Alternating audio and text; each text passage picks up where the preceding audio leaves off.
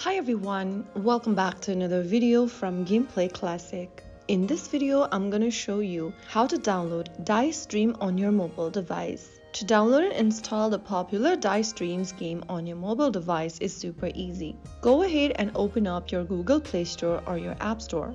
Go to the search icon and then in the search box type in Dice Dreams. Look for the application from SuperPlay. And now tap on the download or the get button to start downloading Dice Dreams on your device. Wait for a couple of minutes. On your iOS device, you may need Face ID, Touch ID or your Apple ID password to authenticate the download. And once the download is completed, tap on Open to launch open the game on your smartphone. So that is how you can easily install Dice Dreams on your mobile device, whether you are using iOS or Android.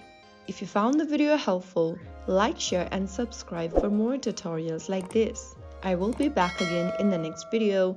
Thanks for watching.